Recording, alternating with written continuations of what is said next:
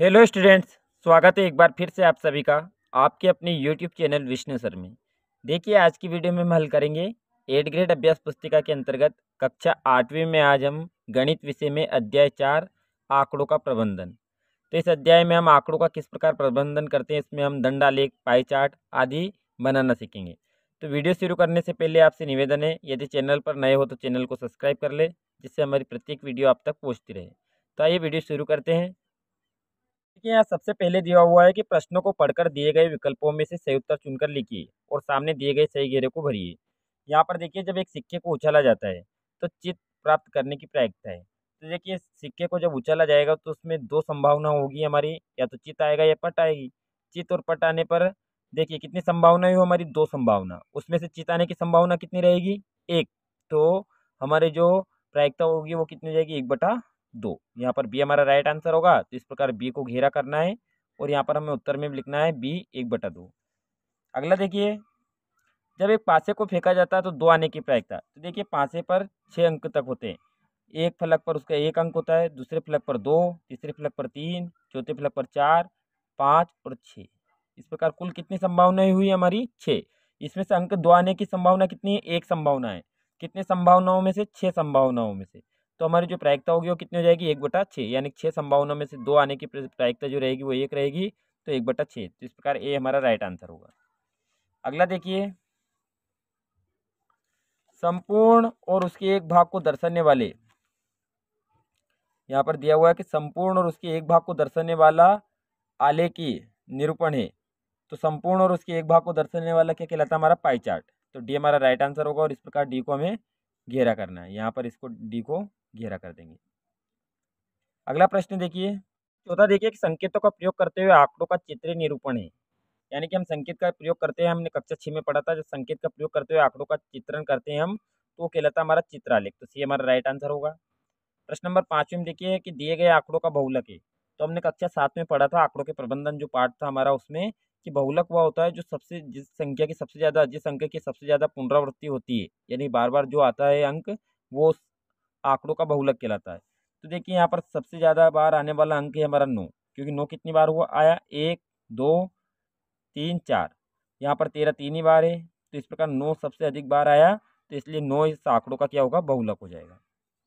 प्रश्न नंबर अगला देखिए, छठा प्रश्न,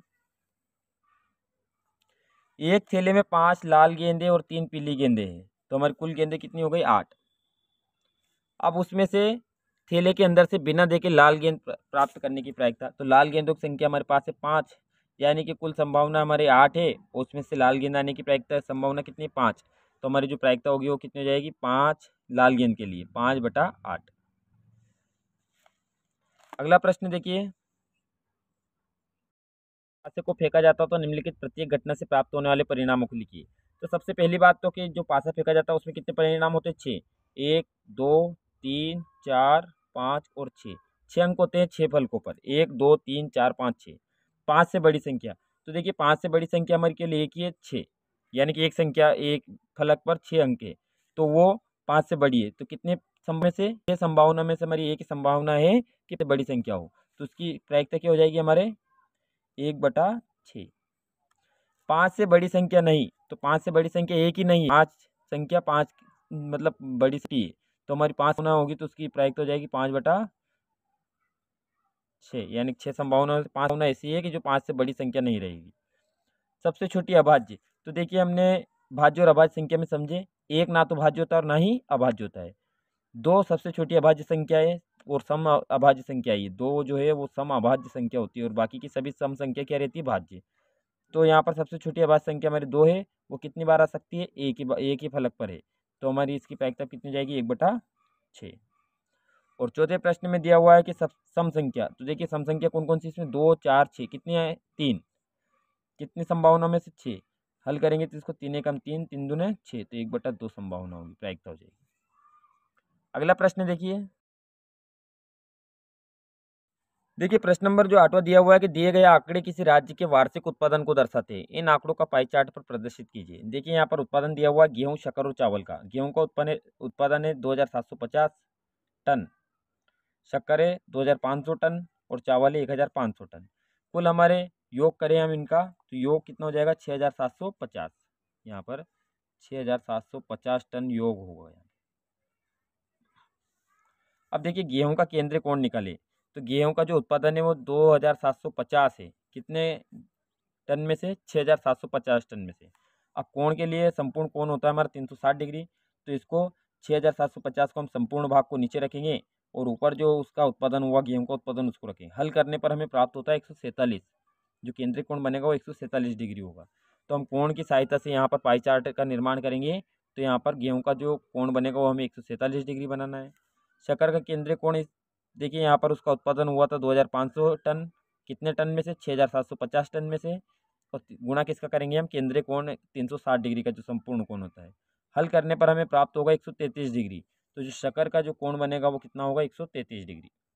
इसी प्रकार देखिए चावल, अब देखिए हमारा संपूर्ण कोण कितने डिग्री का होता है 360 का, तो यहाँ पर 147 और 133 कितना हो गया 280।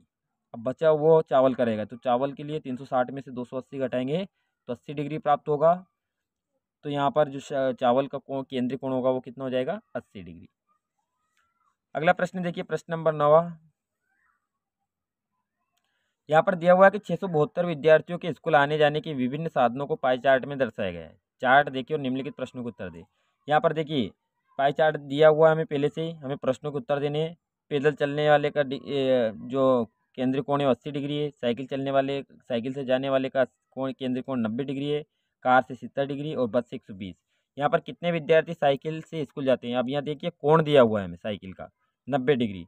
अब 672 विद्यार्थी का हम 90 डिग्री का केंद्रीय कोण के हिसाब से विद्यार्थियों की संख्या निकालेंगे। देखो यहाँ पर 90 डिग्री का कोण बन रहा है, संपूर्ण कोण हम जानते हैं 360 का होता है, गुणा 672 यहाँ पर विद्यार्थियों की संख्या है। तो देखिए हल करेंगे तो यहाँ पर 90/360 यानी कितना हो जाएगा, एक शून्य से एक शून्य काट देंगे हम, 9 एकम 9 और 9 चौके 36 यानी कि 1/4, और 672 में 1/4 का निकलेंगे, 4 का भाग देने पर 672 में कितना प्राप्त होगा 168 विद्यार्थी। यहाँ पर देखिए बस का जो केंद्रीय कोण है वो कितना 120 डिग्री, यहाँ पर भी इसको हल करेंगे, शून्य से शून्य कट जाएगी, 12 एकम 12 और 12 36 1/3, 672 में 3 का भाग देंगे तो हमें कितना प्राप्त होगा 224 विद्यार्थी। अगला प्रश्न देखिए, दिए गए पाई चार्ट में सिंचाई के विभिन्न तरीकों को दर्शाया गया है। पाई चार्ट पढ़े और निम्नलिखित प्रश्नों को उत्तर दीजिए। कितने प्रतिशत भूमि नहरों द्वारा सिंची जाती है, तो नहर के द्वारा जो सिंची जाने वाली भूमि का प्रतिशत है वो कितना है 46%। 46, और इस तरफ हमें पेज में दिया हुआ खाली जगह वहाँ पर भी लिख सकते हैं हम 46%। फिर 17% भूमि किस माध्यम से सिंची जाती है, तो जो 17% भूमि का सिंचाई हो रहा है वो किसके माध्यम से हो रहा है, टैंक के माध्यम से, तो टैंक हो जाएगा इसमें उत्तर। ट्यूबवेल से सिंची जाने वाली भूमि का प्रतिशत कितना है, तो ट्यूबवेल से 25% भूमि पर सिंचाई की जाती है। तो इस प्रकार हमारे इधर खाली जगह उस पर भी हम लिख सकते हैं। 11वां देखिए कि निम्न दंडालेख में अलग अलग शैक्षिक वर्षों में कक्षा 8 के विद्यार्थियों की संख्या दर्शाई गई है। दंडालेख को देखकर निम्नलिखित प्रश्नों के उत्तर दीजिए। यहाँ पर कक्षा 8 के विद्यार्थियों की संख्या दी हुई है और यहाँ पर शैक्षिक वर्ष है।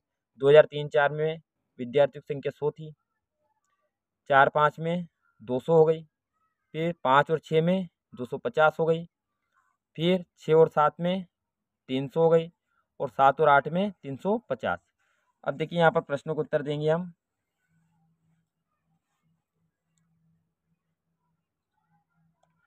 तो यहाँ पर दिया कि इस दंडालेख द्वारा क्या सूचना दी गई है, तो इस दंडालेख द्वारा हमें कक्षा 8 के विद्यार्थियों की संख्या के बारे में बताया गया है। कक्षा 8 के विद्यार्थियों की संख्या दर्शाई गई है। अब यहाँ पर दूसरा प्रश्न है हमारा, किस वर्ष में विद्यार्थियों की संख्या में अधिकतम वृद्धि हुई, तो यहाँ पर पाई चार्ट से समझे कि यहाँ पर देखिए 2003 और 4 में 100 थे, 2004 और 5 में कितने हो गए 200, तो यहाँ पर 100 की वृद्धि हुई। और बाकी जगह देखिए यहाँ पर 5-6 में फिर 50 बढ़े, फिर 6-7 में फिर 50 बढ़े, तो सबसे अधिक वृद्धि किस में हुई 2004 और 5 में। तो यहाँ पर देखिए ये गलत लिख दिया है, यहाँ पर जो उत्तर होगा वो क्या हो जाएगा हमारा 2004-5। कौन से वर्ष में हुई 2004-5। फिर अगला है, किस वर्ष में विद्यार्थियों की संख्या अधिकतम है, तो देखिए सबसे अधिकतम संख्या 2007-8 में वो कितनी है 350 थी, तो अधिकतम संख्या किस वर्ष में 2007-8 में। बताइए कि यह सत्य है या असत्य कि 2005-6 में विद्यार्थियों की संख्या 2003 और 4 की संख्या की दुगनी है। देखिए यहाँ पर 2003 और 4 में विद्यार्थियों की संख्या 100 थी और 2005 और 6 में विद्यार्थियों की संख्या कितनी हो गई 250, तो दुगनी नहीं है, दुगनी से अधिक है। तो इसलिए ये कथन असत्य है, तो हम यहाँ पर लिखेंगे असत्य। दिया कि निम्न द्विदंड आलेख में 2 शैक्षिक वर्षों में एक विद्यार्थी द्वारा अलग अलग विषयों में प्राप्त किए गए अंक दिए गए हैं। द्विदंड आलेख को देखकर निम्नांकित प्रश्न को उत्तर देना है। यहाँ पर दिया हुआ है, नीचे विषय है हमारे और एक विद्यार्थी द्वारा प्राप्त किए गए अंक। तो मान लीजिए गणित 2 सत्र की बात इसमें, गणित ने 2005-6 में कितने अंक प्राप्त किए 30, और 6 और 7 में कितने प्राप्त किए 60। फिर सामाजिक विज्ञान में उसने 50 अंक प्राप्त किए, और फिर यहाँ पर 50 और 60 के बीच में है तो 55 अंक प्राप्त किए दूसरे वर्ष। विज्ञान विषय में उसने यहाँ पर देखिए 45 अंक प्राप्त किए, और फिर उसने 50 अंक प्राप्त किए 6 और 7 में। इसी प्रकार अंग्रेजी और हिंदी में इस द्वंद्व आलेख द्वारा क्या सूचना दी गई है, तो देखिए इस 2 शैक्षिक वर्षों में एक विद्यार्थी द्वारा विषयों में प्राप्त अंक इस द्विदंड आलेख द्वारा दर्शाई गई है।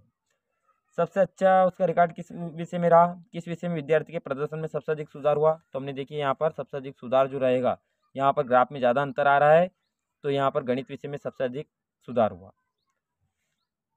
किस विषय में विद्यार्थी के प्रदर्शन में अधिक सुधार, ठीक है, किस विषय में प्रदर्शन में गिरावट आई है, तो देखिए किस में गिरावट आई है यहाँ पर, तो यहाँ पर देखिए अंग्रेजी, यहाँ पर 2005-6 में ग्राफ ऊपर था और यहाँ पर नीचे हो गया, तो अंग्रेजी विषय में गिरावट आई है। और किस विषय में प्रदर्शन में समान रहा, यानी कि समान रहा दोनों सत्रों में, तो हिंदी विषय में दोनों में समान है, तो यहाँ पर हिंदी में। प्रश्न नंबर 13 देखिए, 13वें प्रश्न में दिया हुआ है कि किसी छात्रावास में विभिन्न भाषाएं बोलने वाले विद्यार्थियों की संख्या नीचे दी गई है। इन आंकड़ों को एक पाई चार्ट द्वारा प्रदर्शित कीजिए। यहाँ पर देखिए विद्यार्थियों की संख्या और भाषा दी हुई है।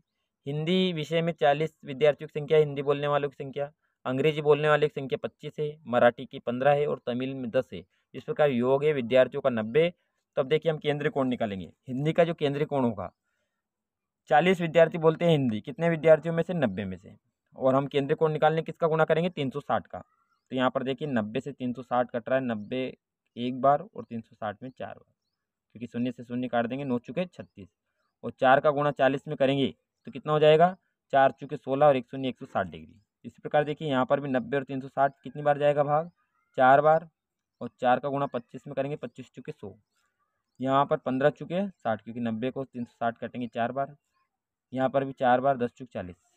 अब देखिए कोण बनाएंगे हम, तो हमें 160 डिग्री का कोण हिंदी का होगा, फिर अंग्रेजी विषय का 100 डिग्री का होगा, फिर यहाँ पर मराठी का 60 डिग्री का हो जाएगा और तमिल का 40 डिग्री का। तो इस प्रकार हमें एक पाई चार्ट बनाना है केंद्रीय कोण निकालकर। अगला प्रश्न देखिए, 14वां प्रश्न दिया हुआ कि दिए गई सारणी किसी राज्य के खाद्यान्न उत्पादन को दर्शाया गया है, आंकड़ों को दंड आलेख में दर्शाइए। यहाँ पर वर्ष 2001 में उत्पादन हुआ 45 लाख टन, 2002 में 48 lakh ton, 60 lakh ton, 62 lakh ton और 80 लाख टन। इसको एक दंड आलेख बनाना हमें। तो देखिए यहाँ पर जगह की कमी हुई है, बहुत कम है यहाँ पर, तो हम क्या करेंगे कागज में यहाँ पर समझा देते हैं इसको।